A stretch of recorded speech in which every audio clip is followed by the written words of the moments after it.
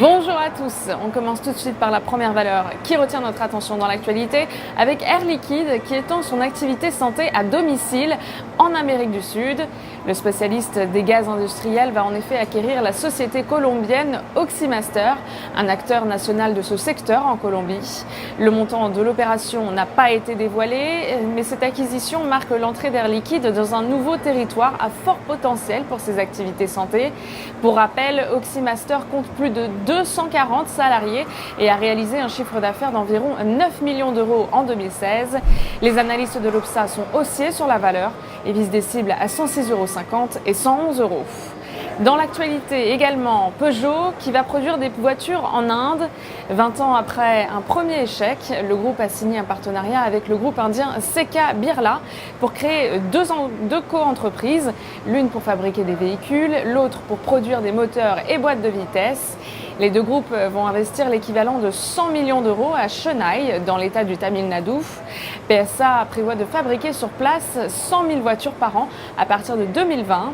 Pour rappel, le marché indien est aujourd'hui de 3 millions de voitures par an et il devrait représenter de 8 à 10 millions de véhicules en 2025. Les analystes de l'Obsa sont haussiers sur la valeur et visent des cibles à 19 € et 19,70 €. On passe à la stratégie du jour à présent avec AXA. Le titre a pris appui sur la zone de support des 22,50 € pour entamer une phase de rebond.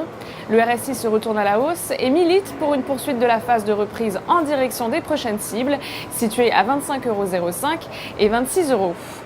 Afin d'appliquer cette stratégie, on peut se porter à l'achat sur le Varencol D85 1T émis par Unicredit, de prix d'exercice à 24 € et de date de maturité située au 13 septembre 2017. Coup de projecteur aujourd'hui sur l'indice CAC 40. L'indice est sorti à la hausse d'un canal de consolidation en place depuis août dernier. Du côté des indicateurs techniques, le RSI a cassé une oblique baissière. Désormais, même si une poursuite de la consolidation ne peut être exclue à court terme, tant que les 4600 points ne sont pas enfoncés, une nouvelle phase de hausse est attendue en direction des 5000 points et des 5100 points. Nous vous conseillons ainsi l'achat du certificat leverage CAC 40 CAL 5T émis par Unicredit, de maturité au 26 octobre 2018 et d'effet de levier 5. Une variation de 1% de l'indice se traduira ainsi par une variation haussière ou baissière de 5% du produit.